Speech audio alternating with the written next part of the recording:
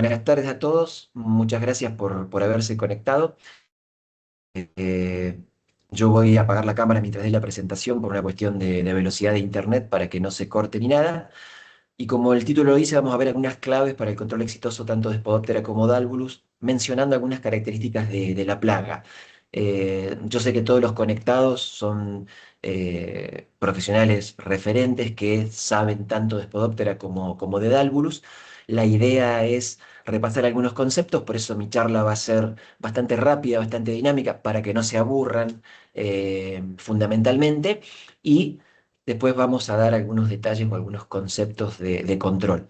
Lo que le pido es que dudas y demás lo pueden escribir en el chat, después Fede lo lee, o si no, cuando terminemos cada tema, se desmutean y lo hablamos. Que duda que haya, por más que sea pequeña o que parezca tonta, nunca hay dudas tontas, las podamos evacuar y aprender entre todos, que de eso se tratan siempre las charlas o las capacitaciones. Así que apago la cámara y empezamos con estas claves.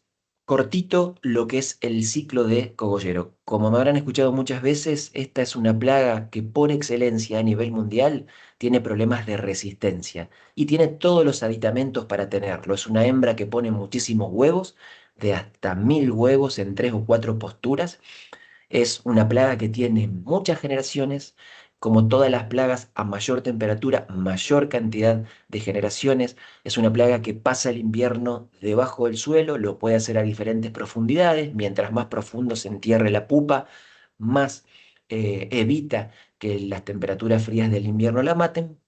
Por lo tanto, desde el punto de vista biológico, es una plaga complicada. Y desde el punto de vista de resistencia a insecticidas y a eventos también. De hecho, es que es una plaga que a insecticidas de síntesis química tiene lo que nosotros llamamos memoria de la resistencia. Eso es, si esta plaga se hiciera resistente a algún producto, pongamos un ejemplo de unos que ya no están en el mercado, como el clorpirifos, yo dejo de aplicar ese producto y vuelvo 20 años después a aplicarle a las espodópteras clorpirifos, me sigue manteniendo la resistencia. Mientras que hay muchas plagas que cuando se tornan resistentes a un activo y yo lo dejo de usar por muchos años, cuando después lo vuelvo a usar, puedo controlar la plaga. En cogollero eso no pasa. 3 a 4 generaciones al año, Ruta 19 al norte se cumplen casi todos los años las 4 generaciones con las condiciones de temperaturas que hemos tenido en el último lustro barra década. Y en laboratorio podemos llegar a tener entre 8 y 12 generaciones. Es una larva que, como ustedes saben, tienen 6 instares. ¿Qué es lo importante de la plaga?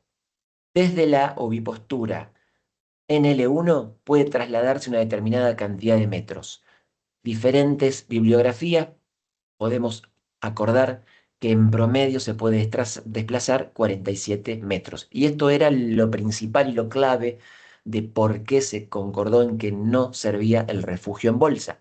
Porque como la plaga tiene movilidad, podía alimentarse de una planta sin evento y después pasar grande a una planta con evento y lo mismo poder hacer el daño y destruirla. Ya lo dijimos, mayor temperatura, mayor cantidad de generaciones, mayor cantidad total de larvas, mayor daño final. Ataca 174 especies. Eso también hace que sea una plaga jodida. Si no hay una especie, ataca otra. Si no están esas dos, ataca una tercera y así. Con respecto a los biotipos que encontramos en la Argentina, son dos. El biotipo maíz, que es el que tenemos, atacando maíz preferentemente, no quiere decir que siempre sea ese, y el biotipo arroz, que generalmente ataca arroz, alfalfa, lepo. ¿Pueden cruzarse? Sí, pueden cruzarse. Depende de la cantidad de espermatóforos que tenga, el porcentaje de eclosión y demás. Con respecto al control biológico, hay muchísimas especies mencionadas. En Argentina hay 20 especies mencionadas. Pero, como sabemos, siempre los controladores biológicos van detrás de la plaga. En una plaga tan dinámica como esta, tan explosiva con los aumentos de temperatura, no nos sirven para controlar esos primeros ataques. Sí nos pueden servir muchas veces para cuando yo con un insecticida hago un control bueno, si esa plaga quisiera resurgir, ahí los benéficos nos ayudarían. Tal vez en menor medida que con otras plagas, pero nos ayudarían. Otra complicación que tiene la plaga es que puede hacer muchos tipos de daños. Nosotros el que conocemos generalmente es el cogollero que empieza raspando, sigue comiendo hoja y se termina metiendo en el cogollo. Pero también puede actuar como cortador, también puede actuar como barrenador, a diferencia de diatraea, cuando penetra, queda barrenando el entrenudo en el cual penetra, a diferencia de diatraea que barrena y va pasando de entrenudo en entrenudo, inclusive puede barrenar el centro de la espiga. Y también es consumidor de granos. En los últimos 10, 12 años lo hemos visto haciendo daño en espigas, generalmente desde el centro, en un 90-95% de los casos, pero también hay un 5-10% de los casos que está en la punta de la espiga, lo que hace que muchos productores o algunos asesores a veces lo confundan con isoca de la espiga. Esto es muy importante desde el punto de vista qué insecticida aplico. Y estos son los estadios larvales, L1, L2, L3, L4. Tiene 6 estadios larvales. Tomemos como que esta última representaría el quinto y el sexto. A partir de L3 ya perfora. ¿Qué quiere decir que perfora? Empieza a perforar la caña. Generalmente está perforando, introduciendo hasta esta parte, la cabeza. Por lo tanto, insecticidas que tengan volteo son los que van a controlar este tipo de larva. Todo lo que tenga que ser por ingestión va a tener que ser con estadios larvales más chiquititos. Después lo vamos a hablar en detalle, pero lo que hace a una espinosina como sal ventajoso a veces versus otros insecticidas es ese gran volteo que tiene en este tipo de larvas. Con respecto al monitoreo, lo que dijimos antes, la temperatura muchas veces nos marca en dónde tenemos que entrar al lote. Si nosotros tenemos temperaturas de 25 grados centígrados, podríamos hacer cada 7 días un muestreo. Si la temperatura promedio me sube de 28 a 30 y tengo que entrar al lote antes, cada 4 días para monitorear y no tener daño. Hemos aprendido en la Facu, hemos escuchado en numerosas charlas que si tomamos la escala de Davy, que es una de las más usadas a nivel mundial, para hacer el control de cogollero luego de un monitoreo, deberíamos aplicar en escala de Davis 3. Eso es un raspado o la ventanita de 1,3 centímetros en la hoja o en la lámina de maíz. Lo cierto es que muchas veces monitoreamos, estamos acá, llamamos la máquina, llega tarde y demás, y estamos monitoreando a veces en Davis 3, pero hacemos la aplicación en Davis 4. Eso significa un tamaño de larvas en donde ya tenemos la famosa L3 que yo le hablaba recién. Entonces, con más razón, si nosotros estamos en Davis 4, tener cuidado el insecticida que uno elija. Para que veamos visualmente el daño de un Davis 3, es esto. Es muy, muy poquitito. Es ese raspado que les decía con ventanitas no más allá de 1,3 centímetros. Una cosa muy importante que está en la página de IRAC en el manejo de Spodoptera es el control de las malezas cuando yo voy a sembrar maíz. ¿Por qué motivo? Porque puedo estar en un lote en donde tenga principalmente gramíneas, en este caso gramón, y ya puedo tener larvas de cogollero alimentándose de esa gramínea. Puede estar en el leucine, puede estar en digitaria, puede estar en equinocloa. Es una plaga que le encanta las gramíneas. Por eso es que en soja la vemos súper esporádicamente, porque tiene que haberse comido todas las gramíneas que tenga dando vuelta para después recién ir a un cultivo como soja. Ahora, ¿qué pasa si nosotros aplicamos un herbicida para matar ese gramón y sembramos el maíz sin aplicar un insecticida? Pasa que esa larva grande hace daño en el maíz, por más que el evento que tenga el maíz funcione a la perfección. Hoy por hoy, ante la pérdida de susceptibilidad, para decirlo elegantemente, barra quiebre, que ya sabemos que existe, estamos en la duda o en la disyuntiva de ver qué pasó. Bueno, supongamos que tenemos un evento que funciona a la perfección. Si nosotros tenemos el pasaje de larvas grandes desde la maleza hacia el cultivo, vamos a ver el daño. ¿Por qué? Porque los eventos fueron diseñados para que la mariposa ponga el huevo en ese maíz que nosotros sembramos y la larva L1 empiece a raspar para intoxicarse en esa planta y poder ser controlada. Ni hablar cuando empiezan a convivir situaciones como estas, maíces de primera, maíces de segunda, en donde empezamos a tener su proporción de generaciones. Y ni hablar cuando convive maíz de primera, maíz de segunda, y dejamos malezas en cabeceras o en calles, como en ese caso. Esto no se alcanza a distinguir a lo lejos, pero es el Eucine. Si le hacemos un acercamiento, ahí estaba Cogollero, en el Eucine, porque también le encanta, le fascina. ¿Qué pasa? La va a comer, la va a defoliar y después, tenga el tamaño que tenga, se va a pasar a hacer el daño al maíz. Y ahí, no solo que el evento no responde, sino que vamos a tener que actuar con un insecticida que realmente tenga un poder de volteo extraordinario y la mate antes de que pueda perforar en el cogollo. Otra de las cosas que hace compleja a esta especie es la manera en que ovipone, porque pone los huevos, bate las alas, se saca las escamas de las alas y cubre las posturas con esas escamas. ¿Para qué lo hace? Para defenderse de los predadores. Pero, ¿qué nos complica? Que en aquellos insecticidas que no tengan traslaminaridad no puedan penetrar esa capa de escamas y no puedan llegar a la postura. Acá también es fundamental. Aquellos insecticidas que tienen traslaminaridad, como las espinocinas, como nuestro Exal, pueden y logran traspasar esa capa de escamas, a diferencia de otros que quedan retenidos ahí arriba. Después tenemos la eclosión. Esas larvitas se entran a dispersar, como dijimos antes, con un máximo de hasta 47 metros de distancia, y cuando llegan a L3 generalmente se convierten en caníbales y muchas de ellas pueden empezar a controlarse entre ellas.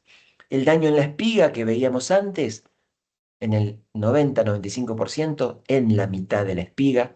Esto es problemático no solo por el consumo de grano que nos hace y la pérdida de rendimiento, sino por el daño colateral. Eso después es hongo en la espiga, generalmente es diplodia, puede haber otros, pero el daño se puede masificar en la espiga.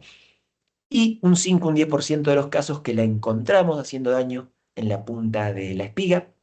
Generalmente cuando está en la punta de la espiga, el daño es un poquitito menor a si fuera lo que es Heliotis, que lo hace un poquito más abajo. Pero bueno, muchas veces el productor o el técnico recorriendo la ve en la punta y puede confundirla.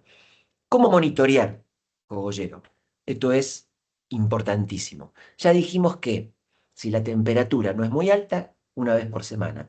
En zonas o en latitudes donde la temperatura es alta, cada 4 días. El monitoreo debe ser sistemático, ¿sí? No al azar. Uno puede seguir este dibujito, puede seguir este dibujito, pero tiene que ser sistemático. Lo ideal y la recomendación es monitorear 100 plantas continua por estación y el número de estaciones que yo debo hacer, por ejemplo, en un lote de 100 hectáreas, hacer 5 estaciones. Entonces, monitoreo 100 plantas continuas en esas 5 estaciones para definir lo que es el tratamiento. Y acá, en este slide de momento de decisión por daño de cogollero, yo le puse antes de la pérdida de susceptibilidad de lo que es el evento. ¿Por qué motivo? Porque hoy por hoy cada semillero ha cambiado el porcentaje de daño, es decir, tenés este porcentaje, bueno, aplicale. ¿Por qué? Porque se sabe que el evento ya es bastante susceptible. Lo que no cambió, y esto lo debemos mantener a rajatabla, es que en el refugio podemos aplicar solo hasta B6 cuando tengamos un 20% de plantas con daño. Repito, en el refugio solo hasta B6 cuando tengamos un 20% de plantas con daño. ¿Por qué? Porque el refugio lo hacemos para dejar adultos que sean susceptibles y que se puedan cruzar con adultos que puedan venir del lote con el evento que sean resistentes. El adulto resistente, al cruzarse con un adulto susceptible, me va a dar genéticamente una variación de muchos heterocigotas, y esos heterocigotas que van a tener la resistencia y la susceptibilidad son los que debemos controlar con el evento y mantener muy, muy, muy baja la presencia de aquellos que sean resistentes, que ya por una condición que ellos mismos tienen, les cuesta mucho reproducirse, les cuesta mucho que la oviposición que pongan eclosionen todos los huevos, entonces lo podemos mantener más bajo desde ese punto de vista. Si nosotros un refugio lo aplicamos permanentemente, no nos sirve para nada, es como que no lo hacemos, porque vamos a estar eliminando la plaga y no produciendo mariposas. Si me preguntan a mí, ¿el evento podría haber durado un poco más en la Argentina? La respuesta es sí. ¿Cómo? Si los refugios se hubieran hecho como corresponden. En maíz, el 10% de los refugios siempre y a la distancia siempre recomendada, nunca más allá de los 1500 metros. ¿Por qué? Porque las mariposas tienen una capacidad de vuelo determinada. Y en muchos casos los refugios no se hacen, en muchos otros se manda a un solo lote que está alejado del resto. Bueno, eso no funciona. ¿Qué podemos hacer? Bueno, con este evento ya no podemos hacer nada, pero los semilleros están trabajando y vamos a tener nuevos eventos en los próximos años. Por lo tanto, yo, para que todo nos dure un poquitito más, la recomendación que les doy es tratemos de hacer siempre el 10% de refugio y a ese refugio cuidarlo mucho. Aplicar hasta B6. De ahí para adelante, tratar de no aplicar. Si tenemos que aplicar más de una vez, siempre dijimos lo ideal es rotar los modos de acción. Aunque nosotros vendamos un insecticida determinado, si yo quiero que me dure muchísimos años en el mercado, rotemos. ¿Qué es lo que tengo que tener en cuenta? La ventana de aplicación, como en todas las plagas. ¿Qué es el concepto de ventana? Es el tiempo desde huevo a adulto o la persistencia del producto. En el caso de Spodoptera, en el caso de los lepidópteros en general, la ventana se toma como 30 días. En el caso de los productos, es el momento de aplicación más la persistencia que el producto tenga. En otras plagas que acá no vienen al caso, pero que pueden ser pulgones, trips, arañuelas, la ventana es de 15 días. Vamos a verlo con un ejemplo. Supongamos que yo aplico el modo de acción X en la ventana 1 de 30 días y lo repito, eso está mal. ¿Sí? Si tuviera que aplicar dos veces, aplico el X y después aplico el modo de acción Y y eso es correcto. Si tuviera que aplicar más de dos veces, súper correcto sería aplicar tres modos de acción diferentes. Ahora, ¿qué pasa si yo acá, fin de la ventana 1, aplico un producto que tiene una persistencia muy larga? Pasa que entro en la ventana 2, entonces agarro una generación y después agarro otra generación. Eso también es incorrecto desde el punto de vista del manejo de la resistencia de una plaga. Con eso lo que estoy haciendo es a hacer que se acelere la resistencia de una plaga. Esta plaga es muy, muy predecible. Se sabe que en tantas generaciones, si yo hago las cosas mal, voy a tener resistencia, ya sea de insecticidas o de eventos biotecnológicos. Entonces, lo que podemos hacer para demorarlo, bienvenido sea. Lo que todos saben, presiones desde muy alta, alta, media y baja, dependiendo de la latitud del país. Otras cosas que podemos hacer en esos lugares donde tenemos muy alta o alta presión es a veces hacer curados de semilla. En este caso, por ejemplo, con Lumivia, y eso es básicamente para tener menor presencia de la plaga. Muy rápidamente, un resultado de un ensayo en el testigo sin tratar 14 días después de la emergencia, se contaron 15 larvas y esas larvas eran mayores a 1 centímetro. En la parte tratada se contaron 6 y eran menores a 1 centímetro. Entonces, son todas alternativas que uno tiene en los lugares donde sabe que la presión va a ser muy alta, como para ir bajando la presión de esa plaga. Cuando apareció muy rápido este año, temprano, el problema en el NEA, empezamos a armar una estrategia para decir, nosotros tenemos nuestro producto estrella que es Exalt, y que no es porque lo tenga Corteva, pero hoy por hoy es el de mejor performance en el mercado. representado por ensayos de entidades oficiales. Pero muchas veces atacaba tan temprano que dijimos, y por ahí en B2, B3, ir con un Exal es muy temprano, si después tenemos que repetir. Entonces podemos rotar, aplicar un piretroide si estamos ahí muy, muy temprano, y después aprovechar la persistencia de esos 12 a 14 días que puede tener un Exal sobre las hojas en donde el producto se deposita, aplicando desde B5, B6. Y una estrategia de baja presión en donde si teníamos que entrar solamente una vez, ahí sí aplicábamos lo que es nuestro insecticida Exal.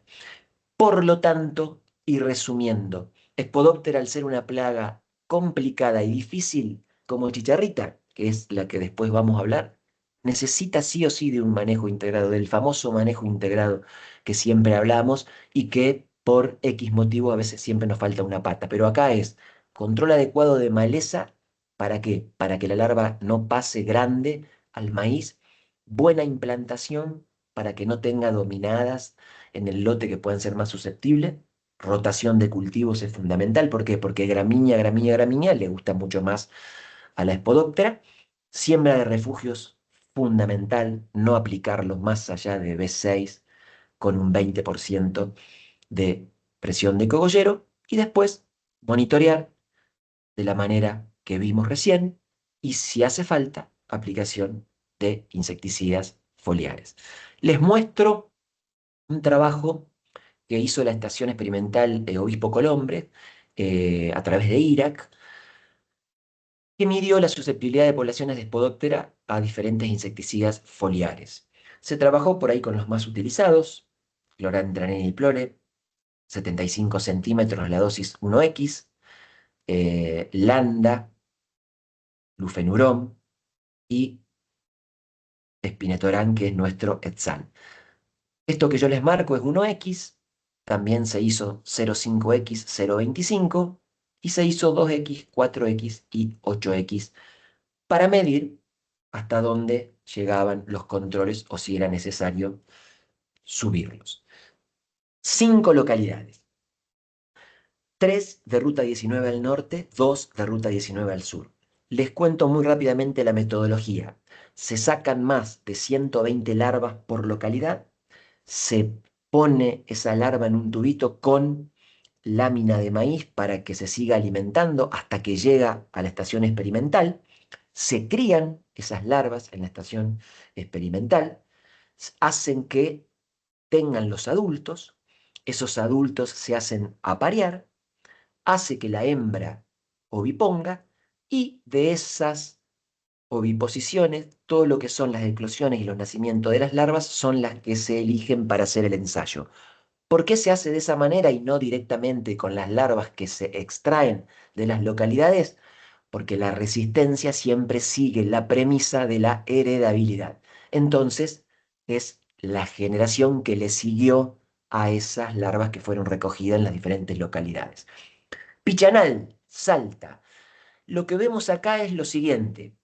Se toman esas larvas L3 que nacieron en cautiverio, se ponen como si fueran en una cajita de Petri, con una dieta artificial, y con micropipetas se le aplica el producto. Por lo tanto, no hay larva que tenga la posibilidad de escapar a la aplicación del insecticida. Todas están comiendo la dieta que está aplicada con el insecticida. Entonces, cuando nosotros vemos controles por debajo del 90 en laboratorio, ya le ponemos un colorcito rojo porque hay pérdida de susceptibilidad. Y en este caso lo marca muy, muy claramente lo que es clorantraniliprole. Fíjense que Landa está ahí rozando el 90, pero está un poquito por encima. Y nosotros con lo que es Exal estamos muy, muy bien. Otra localidad, Tucumán. Fíjense que en este caso, Clorantra y Landa están por debajo del 90%. Nosotros seguimos muy, muy bien con lo que es Etzal. Chacabuco, en Chaco, otra vez Clorantra y Landa marcan menos de 90%, muy bien el Etzal. Y si lo graficamos, fíjense que Clorantra en Chaco fue lo peor, Tucumán y Salta muy parecido, y las otras dos localidades, en Córdoba fue Río Cuarto y en Santa Fe fue Zavalla. Fíjense que si bien hubo un 6%, pero es mucho menor que esto, ¿sí? Eso habla de repetitividad de aplicaciones. Muchas veces me preguntan, ¿qué pasa y por qué, pese a que acá no se hacen muchas aplicaciones, lo mismo hay un porcentaje que no se controló, que no es el 100 como fue en el en Spinetoram? Vuelvo al principio de la charla, no se olviden que esta plaga pasa el invierno como pupa debajo del suelo. En el sur, cuando los inviernos son complicados, la pupa se muere. Tenemos que esperar que la plaga venga desde el norte. Muchas veces viene plaga que ya tiene memoria de las aplicaciones de los insecticidas. Landa cialotrina, en este caso lo peor fue Tucumán, Salta y Chaco muy parecidos y menos lo mismo Córdoba y Santa Fe. Y fíjense lo que es Lufenurón, que fue un producto muy usado cuando salió hace, yo le diría que debe tener entre 29 y 31 años. El Lufenurón en el mercado se usaba bastante en esta zona y fíjense la memoria en los productos que hoy por hoy tienen Lufenurón. Mientras que el Spinetoram marcó en las 5 localidades un 100% de control con los 80 centímetros, que es 1X de recomendación de Corteva.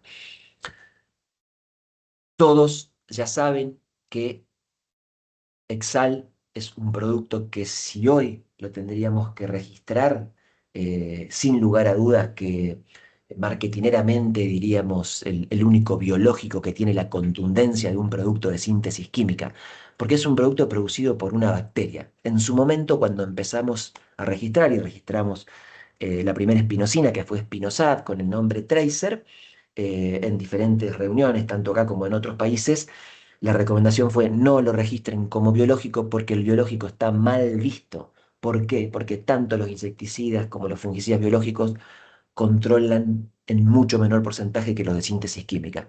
Entonces se creó la clasificación Natura Light. Pero es una bacteria que se llama Sacharopolípora espinosa. Todo tiene relación con todo. Sacharo porque se alimenta en un medio azucarado. Poliesporas porque da muchísimas esporas. Y espinosa por la forma que ven que tiene espinas. Los metabolitos que genera se llaman espinosinas en relación al epíteto específico que le vemos ahí. Es un insecticida que se produce de una manera diferente a lo que pueden estar ustedes conociendo, que lleva una parte de fase de laboratorio en donde se selecciona la bacteria, se multiplica, después una fase industrial en donde se hace una segunda multiplicación y después el proceso más cuidadoso que es la fermentación, para después hacer una extracción, una precipitación, varios filtrados y si nosotros lo dejamos al proceso hasta el final, vamos a obtener metabolitos que tengan acción insecticida, como es el A y el D, y generamos lo que es espinosad. Pero si lo interrumpimos y hacemos modificaciones sintéticas en un momento, y nos quedamos con el J y con el L, obtenemos espinetoral, que es nuestro Exal. ¿Qué fundamento tiene hacer esa modificación sintética?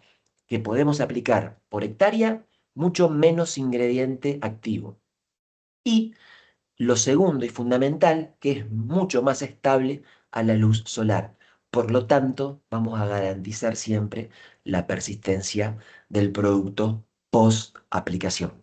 Es un producto que tiene acción de contacto importantísima para la L3, cosa que la mayoría de los competidores no lo tienen. Hoy por hoy podemos mencionar un benzoato de mamectina con el mismo acción de contacto, pero cuando ustedes hablan con técnicos y demás, le van a decir lo que más o menos uno sabe, que le ven mucho mejor control al benzoato en las larvas que están atacando soja que para el control de cogollero en lo que es maíz. Es un producto clase 4, banda verde, muy selectivo, para benéficos viene al 12% y es una suspensión concentrada muy fácil de mezclar con la mayoría de los productos que usamos en lo que son los cultivos extensivos, en este caso maíz. Para repetir lo que hablamos antes, más potente significa que con la mitad de ingrediente activo que la primera espinosina estamos haciendo el mismo control, más estable a la luz solar, lo que da un control por mayor tiempo. Y la dosis de 80 centímetros cúbicos por hectárea. Es una dosis que desde Corteva siempre decimos la mantenemos fija. No tenemos un rango de dosis, porque esta es una plaga que cuando vos pones un rango de dosis es porque querés vender producto cuando la plaga no está. Es porque querés hacer preventivo. Y querer hacer preventivo en una plaga de este tipo es incurrir en el peor de los errores que podemos incurrir. Espodóptera es única dosis para poder hacer un control bueno de lo que es la plaga. Les pongo un videíto, si es que funciona, para ver.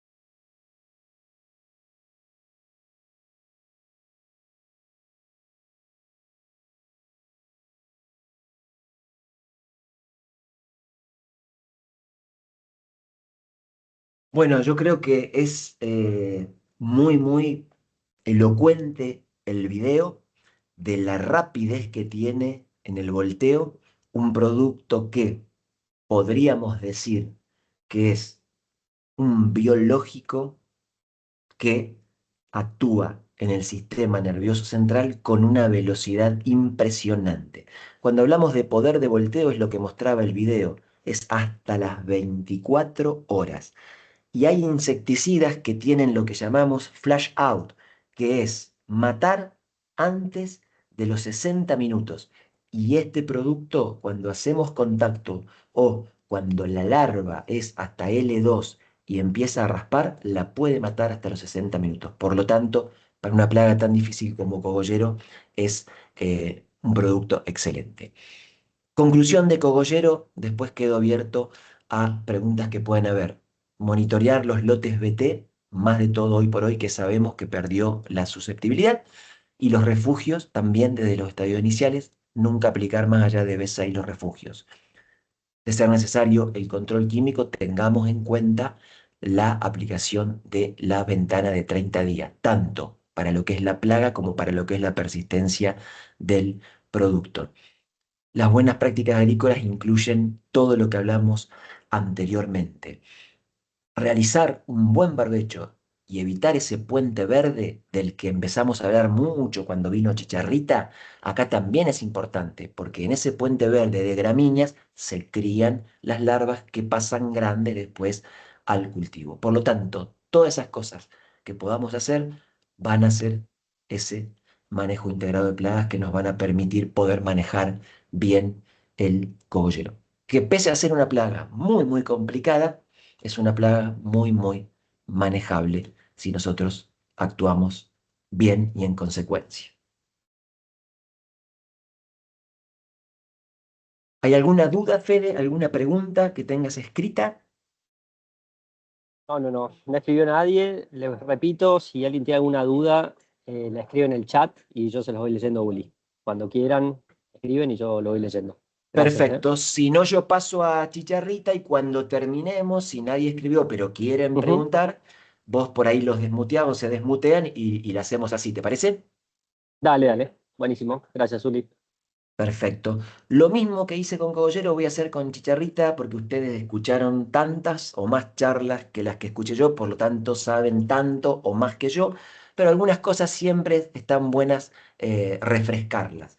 Se ha cargado mucha información de Chicharrita en los últimos años. Los expertos de Chicharrita, como el doctor Birla, como algún otro, han hecho un refreshment de toda la información que tenían. ¿Por qué? Porque hace 2 campañas todo se desbordó y todo cambió.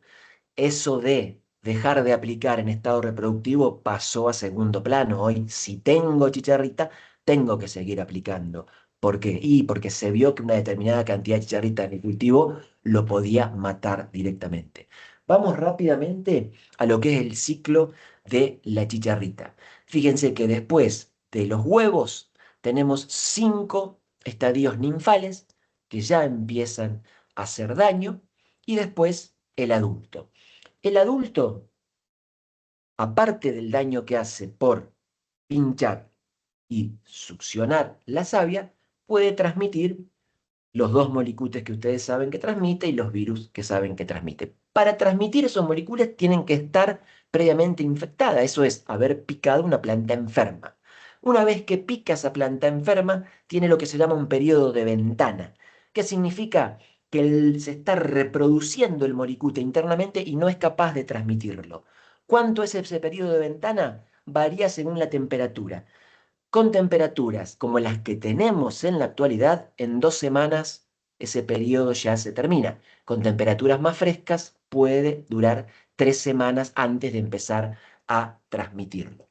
En los adultos, la bibliografía decía, viven entre 40 y 70 días. Después vimos que aparecieron 80, después 90, después en algunos casos 110. Pueden ser en porcentajes menores. Vamos a coincidir, la mayoría está entre 45 y 80 días. Empezamos a escuchar, no las mata el frío, no las mata el frío, yo las puse en un freezer y después las saqué al otro día y yo digo, ¿a cuánto estaba el freezer? ¿Cuántas horas de exposición?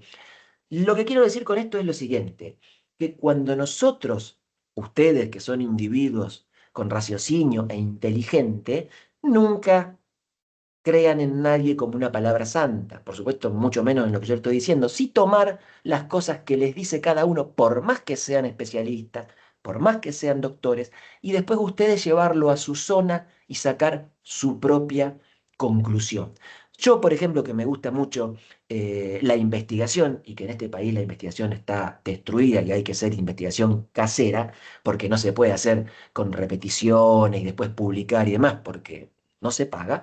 ¿Qué fue lo que hice en el tiempo de la chicharrita? Red de arrastre, saqué chicharritas, inclusive del patio de mi casa, las conté, las puse en una jaulita con un tul y las dejé ahí afuera a la intemperie, refugiada en los que estaban refugiados en el patio. Empezó a helar, tomé la duración de la helada, los grados que hizo durante la helada y empecé a contar de las diferentes jaulitas. Una helada de 5 grados bajo cero disminuía la población en un 50% y las sucesivas heladas de 5 grados bajo cero iban disminuyendo la población en un 50%. Eso es, Si tengo 100 chicharritas, una helada de -5 durante un tiempo prolongado, que se prolongaban por más de 3 horas, en los casos de no el invierno pasado, sino el otro, iba teniendo esa pérdida en la población. O sea, no mueren todas, pero sí nos ayuda mucho a controlar o bajar la población. Sumado a que lo principal es que la helada me mata el guacho, que es donde la chicharrita vive y se reproduce. Entonces, todo eso hay que tenerlo en cuenta para esto. 5 generaciones por año, las 5 la van a tener sí o sí en el norte porque se le dan las condiciones predisponentes. Esta chicharrita siempre estuvo, siempre estuvo. Yo hace 23 años que enseño zoología en la universidad y cuando vemos el práctico Hemiptera o Homoptera, le decimos, traigan chicharritas, sáquenla de los plafones de la luz. Y ahí viene de todo. Viene del faco de Esquusqueli, que es la del mal de Río Cuarto, vienen un montón de especies de la familia Cicadelidae, que es la misma familia que esta chicharrita, y algunos Dálvulus siempre venían. La transmisión es persistente propagativa. ¿Qué significa eso? Que una vez que adquirió el virus o el molicute, una vez que pasó ese periodo de ventana, lo puede transmitir por el resto de su vida. ¿Sí? No se lo transmite a la descendencia y no queda en el grano que puede tener la planta que fue afectada, como a veces se dijo. Pero sí es persistente, propagativa, del mismo modo que la del mal de Río Cuarto. Hay gente que dice que las diferencia entre macho y hembra viéndolas, yo no tengo esa capacidad, digamos, de mirarlas en el campo y poder diferenciarlas así a simple vista, las tengo que dar vuelta y verlas con una lupa de mano. Es muy fácil porque a la hembra le vemos el ovipositor que el macho no tiene. Lo que sí es bastante sencillo diferenciar por colores, las invernales son siempre más oscuras, las otoño-estivales son siempre más claras, ¿sí? Asegurémonos que siempre tengan esos dos puntitos en la cabeza. Complejidad que tiene esta plaga, brocosomas. Complejidad número uno que tiene esta plaga, brocosomas. ¿Sí? Se dijo muy poco eso cuando empezó el gran problema. Y esto es lo fundamental que muchas veces nos impide que un insecticida haga buen control. ¿Qué son los brocosomas? Son gránulos microscópicos, son sustancias de excremento producida por los tubos de Malpighi, que son el verdadero sistema excretor que tienen los insectos, que dependiendo del insecto pueden ir de un tubo hasta 150, que de eso desemboca en la parte final del intestino, son eliminados por el ano y después la chicharrita se lo distribuye con las espinas que tienen las patas por todo el cuerpo. Esas nanosferas están compuestas por lípidos y por proteínas. Si un insecticida cae ahí arriba y yo no lo acompañé con un adyuvante que haya roto esa proteína, esa nanosfera, ese líquido, no va a poder penetrar y los controles no son los mismos. En ensayos a campo, sin tener la metodología científica, como quien dice, yo pude ver que a medida que subía un ayudante como el sulfato de amonio, podía tener mejores controles con el mismo producto. Y eso es responsabilidad de romper esas estructuras. Cuando uno ve un cuerpo, una chicharrita, ve cómo tiene los brocosomas distribuidos por todo el cuerpo. Fíjense en una porción de un antenito cómo están esas estructuras. Si un insecticida cae ahí arriba, no la podemos controlar. Esto fue el año del desastre. Hoy, por suerte, no estamos en esta situación. Fíjense el año del desastre lo que teníamos. Pero supongamos que tenemos una cada 10 plantas. Yo he visto conteos de 100 plantas con 5 chicharritas en total, de 50 plantas con 5 o 6 chicharritas, una por planta en esas que tenían.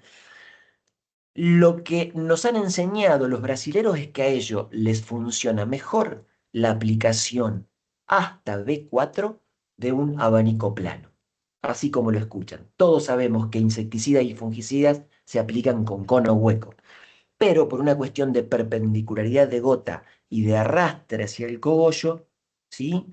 Funciona mejor. Lo mismo, yo lo pude medir a campo de manera grosera, no con repetición, porque esto es volverse loco, uno no da abasto si quiere hacer ensayos estando solo, pero se logran entre un 7 y hasta un 15% más de llegada, más de control. Se preguntan, ¿y los insecticidas que son residuales, aquellos que son sistémicos, qué es lo que me protegen? Me protegen de los estadios inmaduros y también si tengo un adulto alimentándose y toma contacto con el producto, por más que demore mucho más tiempo en morir, también lo va a poder controlar. Ahora bien, siempre y cuando esté la plaga en las hojas donde haya caído el producto. Estos productos, por más que sean sistémicos, se mueven en forma cinemática, o sea, desde donde cayó la gota hacia arriba, en la hoja donde yo lo tuve. Tendría que aplicar dosis monumentales en tallo para que a través del tallo después vaya hoja nueva y nunca vamos a tener una concentración que uno quiera tener. Esta enfermedad en la Argentina, para los que son del NOA y NEA, no es nueva, hace desde el 2018 que estamos lidiando con ella, todos estos puntitos rojos, hace del 2018 que estamos haciendo aplicaciones.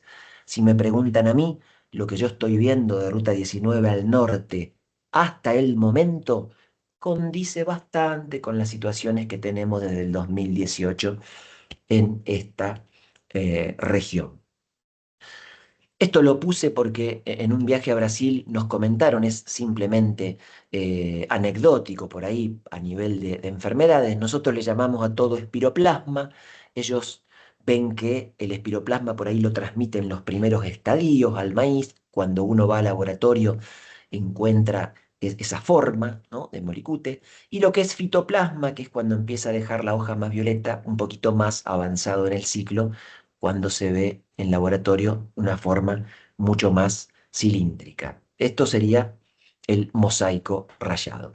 Con respecto al monitoreo, fíjense que es una plaga vieja, que ya hay autores en el 97 que eh, recomiendan monitorear 10 repeticiones, 10 plantas al azar, hasta en este caso B7, B8. Hoy estamos viendo muchos videos en redes sociales en donde recomiendan monitorear 50 plantas, tantas estaciones de muestreo según lo grande que sea el lote, y hay otros monitoreadores que monitorean 100 plantas y cuentan así las chicharritas. No tenemos umbrales porque en la Argentina no hay umbral.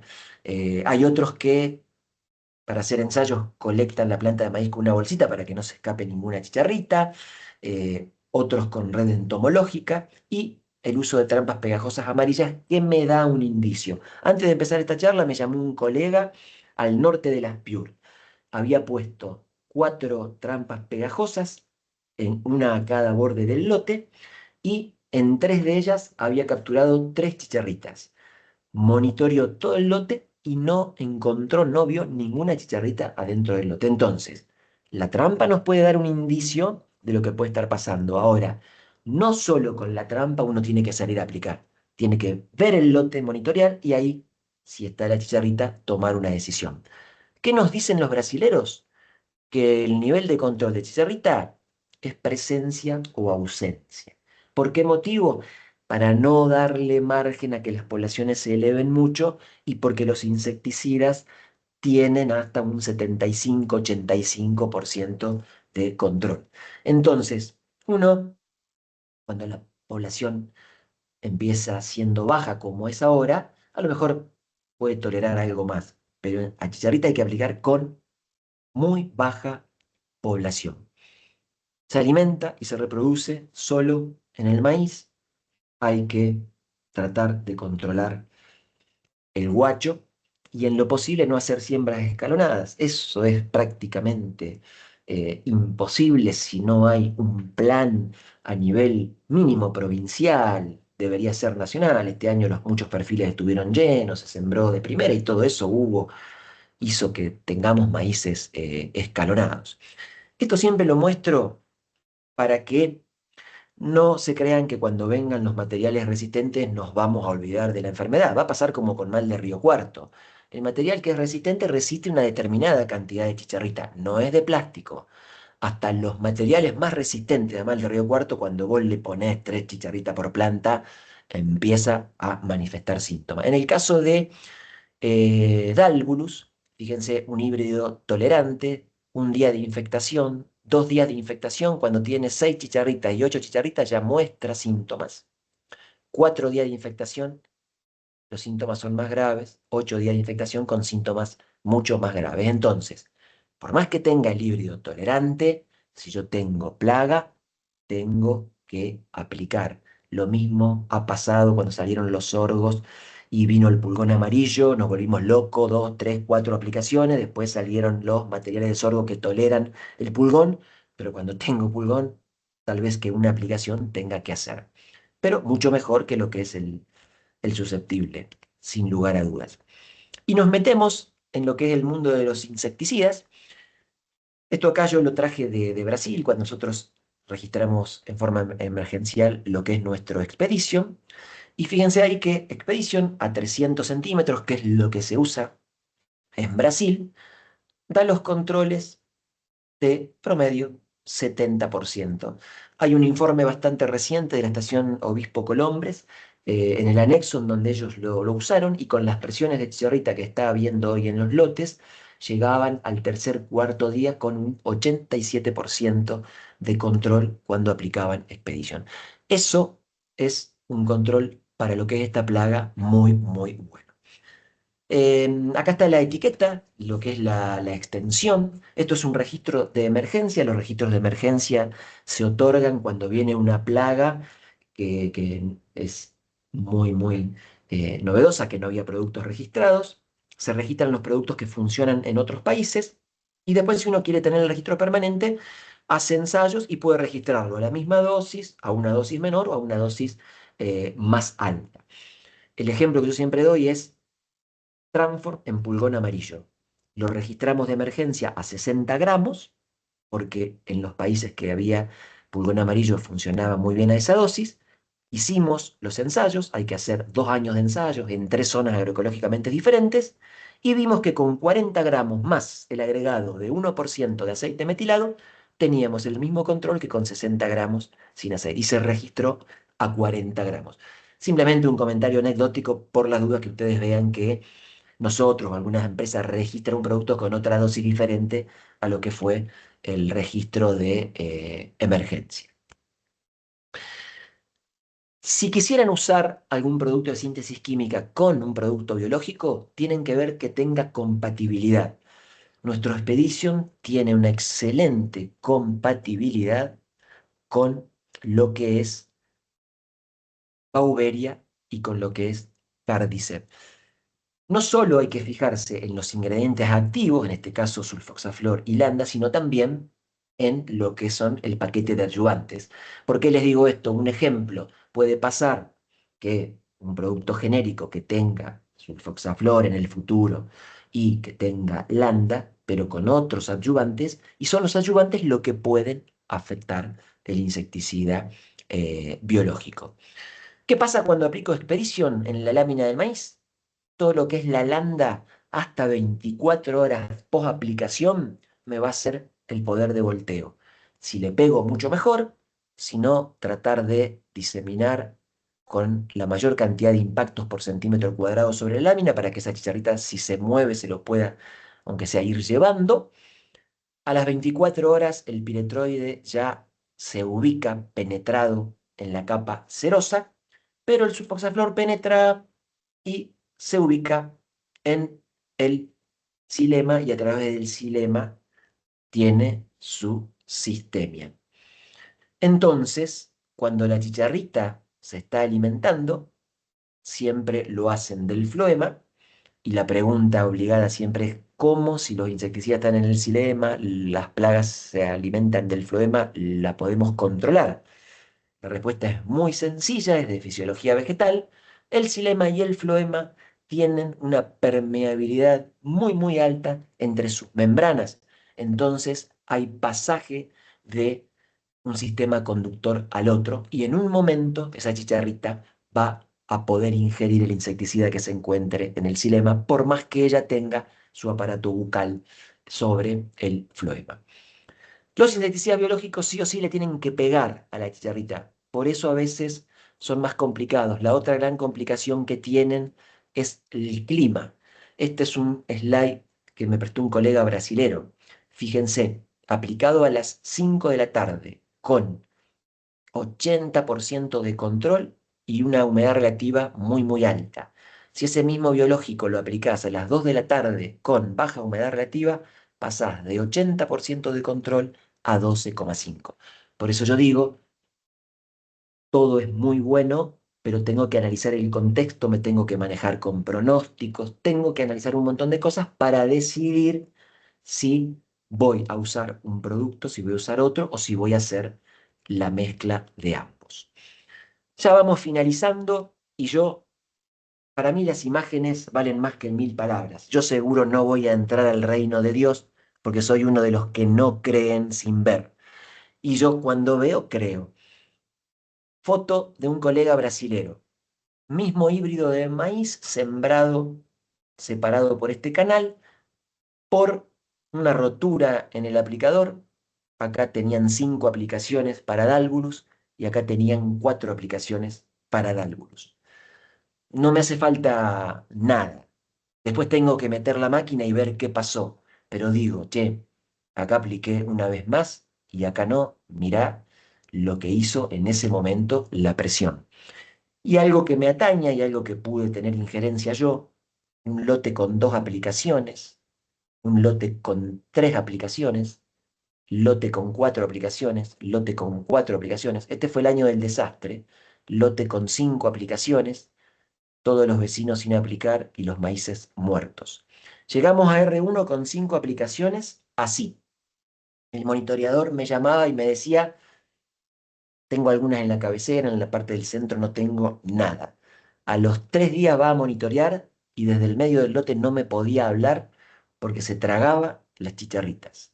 Eso no es migración natural de los 20 kilómetros que vuela el individuo. Eso fue una migración general por corrientes cálidas de vientos ascendentes.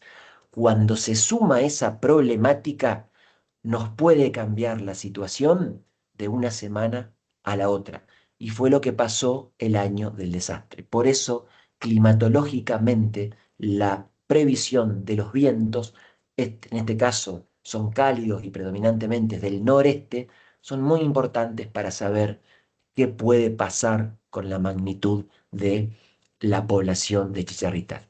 Pero lo que se tienen que llevar, por lo menos yo, que creo cuando veo, es que los insecticidas funcionan. Tal vez no al nivel de otras plagas, pero los insecticidas funcionan. Por lo tanto, yo estoy de acuerdo con la famosa pirámide mostrada por todo el mundo. El 75% del éxito de la chicharrita está en eliminar el guacho, en evitar siembra escalonada y en acortar ventanas de siembra. El problema es que esto muchas veces por diferentes motivos no se hace. Entonces, cuando eso no se hace y ya estoy en esta época donde el maíz está en el lote y tiene un tamaño determinado, la pirámide se invierte y los valores se invierten. Todo lo que era 75 es cero, lo que era 20 pasa a ser 5 porque algo podría estar haciendo en respecto a nutrición y el insecticida es el 95%, con una efectividad que para manejar la plaga en los niveles que nosotros tenemos puede funcionar perfectamente bien. Porque dentro de todas las prácticas para manejarlo, una vez que estamos al 23 de enero como hoy, lo único que podemos hacer es monitorear y en caso de ser necesario, aplicar insecticida.